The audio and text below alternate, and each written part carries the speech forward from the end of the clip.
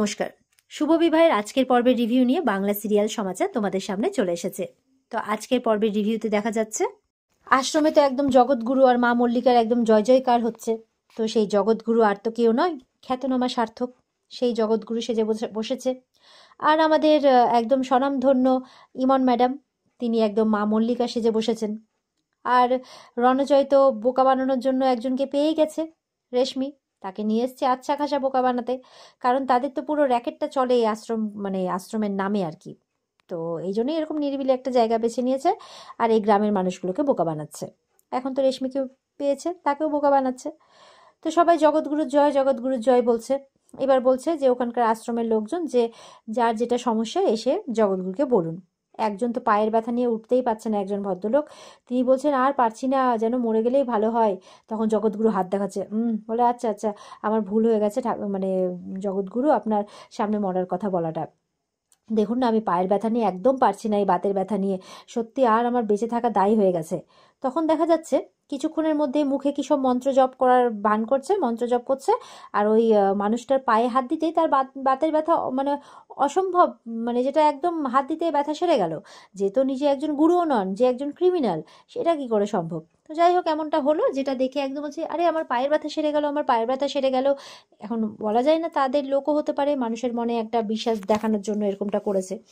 তো তিনিও পায়ের ব্যথা সেরে গেল সেরে গেল বলে একদম প্রণাম করে চলে যায়। এবার বাকিদের সমস্যার কথা বলতে বলা হয়।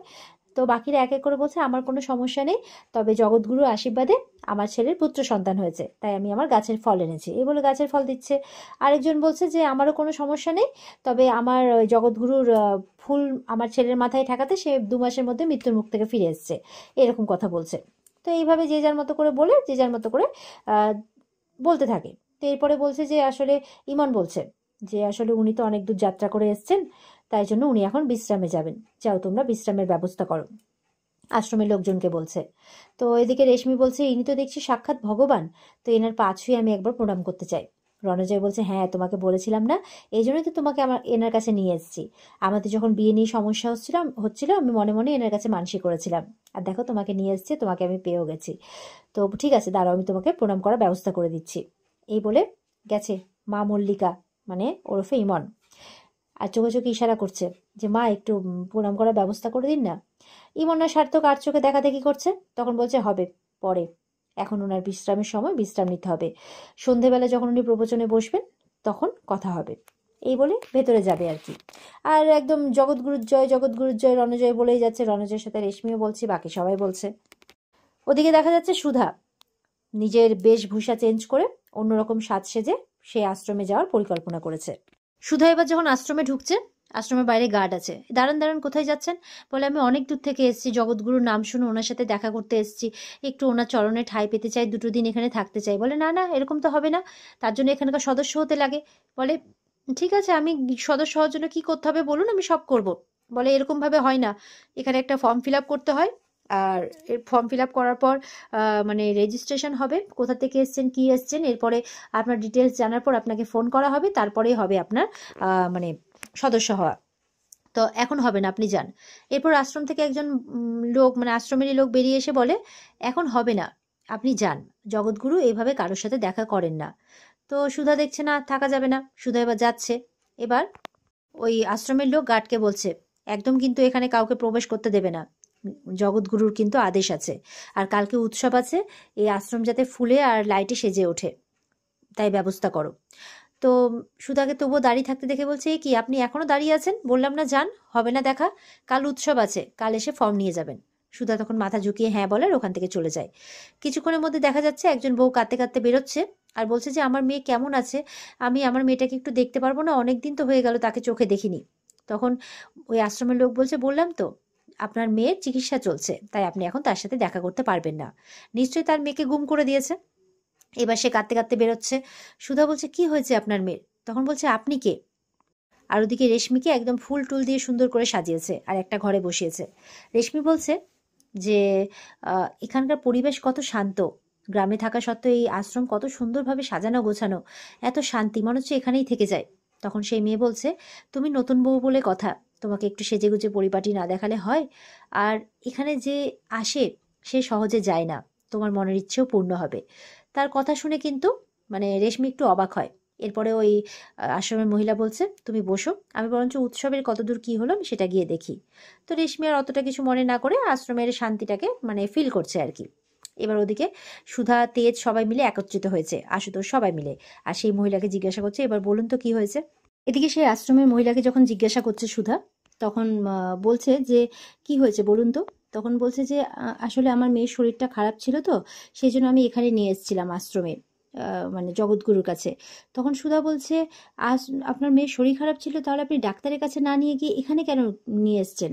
তখন বলছে, না আসলে উনি তো জগৎগুরু আর উনি অনেক মানুষকে ভালো করে দিয়েছেন, তাই ওনার কাছে নিয়ে এসেছি। তো সুধা বলছে, কিন্তু উনি তো 2 বছর ধরে নাকি ছিলেন না। তাহলে বলছে, এখানে মা মল্লিকা ছিলেন, আর উনি বলেছেন যে ওর এক দুরারোগ্য ব্যাধি হয়েছে, তাই ওকে মানে আশ্রমেই রাখতে হবে, এখানে রেখে ওর চিকিৎসা হবে। তখন আমি তাকে আশ্রমে রেখে যাই, কিন্তু আজকে 10টা দিন হলো মেয়েটাকে দেখতে পাচ্ছি না। সুধা বলছে, কি আশ্চর্য আপনাদের চিন্তা ভাবনা, আপনারা আপনাদের মেয়েকে এইভাবে কাউকে চেনেন না জানেন না, এইভাবে মেয়েকে রেখে দিলেন। আর এটা কোন নিয়ম যে মানে বাবা মার পারমিশন ছাড়া এই যে মেয়ের চিকিৎসা চলছে, বাবা মা দেখা করতে পারবে না, এটা কিভাবে সম্ভব? তখন বলছে, মানে সুধা হাইপার হয়ে যাচ্ছে, তো তখন বলছে, আপনারা ঠিক কে বলুন তো, আর এইভাবে আমাকে কেন প্রশ্ন করছেন? আপনি কি বলতে চাইছেন যে জগৎগুরুকে সন্দেহ করে আমি কি মহাপাপ করব নাকি? বলছে, হে ভগবান, আমার পাপ নিও না, এইভাবে বলছে। সুধা বলছে, আশ্চর্য তো। তখন তেজ সুধাকে এক জায়গায় মানে আশুতোষ ইশারা করছে, আর তেজ তখন সুধাকে আলাদা করে নিয়ে গিয়ে বলছে, সুধা তুমি কি করছো, তুমি হাইপার হয়ে যাচ্ছ কেন? নাহলে তো ওনার কাছে কোনো ইনফরমেশন আমি পাবো না আমরা। সুধা বলছে, আচ্ছা আচ্ছা ঠিক আছে। দিয়ে আবার জিজ্ঞাসা করে, আচ্ছা বলুন তো, এরকম কি এর আগেও কোনো ঘটনা ঘটেছে যে অসুস্থ মেয়েকে আর আপনারা আশ্রমে পাঠিয়েছেন কিন্তু এরপর থেকে আর দেখা যায়নি? বলে, হ্যাঁ এরকম হয়েছে অনেক মেয়ের সাথে, কিন্তু আবার কিছু কিছু মেয়ে নিজের ইচ্ছেতে সাধিকাও হয়ে গেছে। তারা কেউ কেউ এই আশ্রমে থেকে গেছে, আবার কেউ কেউ অন্য আশ্রমে চলে গেছে, তারা অনেক বড় সাধিকা হয়ে গেছে। তখন সুধা বলছে, কি আপনি কেমন মা, মানে আপনারা এইভাবে কাউকে চেনেন না জানেন না, আপনাদের মেয়েকে এইভাবে পাঠিয়ে দেন? মানে তার কি হলো, সে ভালো আছে না খারাপ আছে, তার সাথে কি হয়েছে কোনো খোঁজ খবর নেন না? সেই মহিলা কিন্তু আবারও রেগে যাচ্ছে, আপনারা ঠিক কি বলতে চাইছেন বলুন তো, আপনি একজন ভগবানকে সন্দেহ করতে বলছেন? সুধা কিন্তু বেজায় রেগে যাচ্ছে যে এইভাবে আপনারা মেয়েদেরকে এখানে পাঠিয়ে দিচ্ছেন, এরকম আশ্রমে এরকম আবার হয় নাকি, এটা কোথাকার নিয়ম, কোথাকার কি, এইভাবে বিভিন্ন কথাবার্তা চলছে। তো তেজ শেষমেশ বলে সেই মহিলাটাকে, ঠিক আছে আপনি যান। তো মহিলা চলে যায়। তখন সুধাকে বলছে যে তুমি যদি এরকম করো তাহলে তো মুশকিল আছে, আমরা তো ধরা পড়ে যাব, আর তাছাড়া আমরা কোনো ইনফরমেশনও পাবো না। ঝিনুক বলছে, হৃদয়কুটির আশ্রমে কিছু একটা ঘোটালা আছে। সমুদ্র বলছে, সেটা জানতে আমাদের আশ্রমের ভেতরে ঢুকতেই হবে, কিন্তু সেটা কিভাবে? তেজ অ্যারেস্ট ওয়ারেন্টের কথা বললে আশুতোষ বলছে, না না, তাহলে তো এটা সব ক্লুগুলো সরিয়ে দেবে, হবে না। তখন তেজ বলছে, তাহলে আন্ডার কাভারে সব কাজ করতে হবে। এদিকে তারা উপায় খুঁজছে, তখন দেখছে যে আশ্রমের একজন এসে সেই একজন লোককে বলছে, এই পল্টুকে খবর দাও কাল আশ্রম সাজানোর জন্য লোক পাঠাতে। তো সেই ভদ্রলোক বলছে যে পল্টু তো খুব অসুস্থ। বলে, তাহলে কি করে কি হবে? দিয়ে ওই আশ্রমের লোক কিন্তু সুধাদের দেখতে পেয়েছে, মানে দেখছে যে কিছু বাইরের লোকজনকে দেখেছে, তো সন্দেহ হয়েছে, ফট করে আশ্রমের দিকে চলে যায় খবর দিতে। আর সুধা এদিকে বলছে যে আমি রাস্তা পেয়ে গেছি। তখন সেই ভদ্রলোককে গিয়ে বলছে, মানে সেই গ্রামের লোককে, যে শুনুন না, আমি না খুব ভালো কাজ করি এই সমস্ত বিয়ে অন্নপ্রাশন। সমুদ্রকে বলছে, ছবি দেখাও না। তখন সমুদ্রটা ছবি দেখাচ্ছে। ঝিনুক বলছে, হ্যাঁ আমার দিদি কিন্তু খুব ভালো কাজ করে, 1 ঘন্টার মধ্যে সব সাজিয়ে দেবে। এই বলে ছবি টবি দেখাচ্ছে।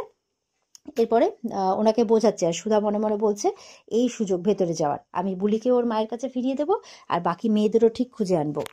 এবার সুধারা কিছু রঙিন পেপার, ফুল, লাইটিং সবকিছু অ্যারেঞ্জ করেছে, আর ওখানে বেঞ্চ পেতে সাজানো গোছানোর কাজ শুরু, মানে জিনিস বানানোর কাজ শুরু করে দিয়েছে, যেগুলো দিয়ে সাজাবে, উৎসবে আশ্রম সাজাবে। তো সেই আশ্রমের লোক যে পল্টুর খোঁজ করতে এসেছিল, সে দেখছে কি ব্যাপার, এরা কারা, এরা তো বাইরের লোক, আর এরা এই উৎসবের মেজাজে কেন মেতেছে, না আমাকে আশ্রমে খবর দিতে হবে, এই বলে চলে যায়। আর সুধারা সম্ভবত প্ল্যান মাফিকই এই কাজটা করতে হচ্ছে, যাতে খবরটা যায়, সেই পারপাসে তারা আশ্রমে ঢুকতে পারে। তো বলছে, এটাই হবে আমাদের আশ্রমে ঢোকার রাস্তা। আর এখানে কিন্তু আজকের পর্ব শেষ হয়ে যায়। এই ছিল আজকের পর্বের রিভিউ। ভালো লেগে থাকলে পর্বকে লাইক কমেন্ট করে জানাতে ভুলবে না, আর আমাদের সাথে জুড়তে চ্যানেলকে সাবস্ক্রাইব করতে ভুলবে না। দেখা হচ্ছে তোমাদের সাথে আগামীকালকে। সবাই খুব ভালো থাকবে। আজকের মতো পর্ব এই পর্যন্তই। টাটা।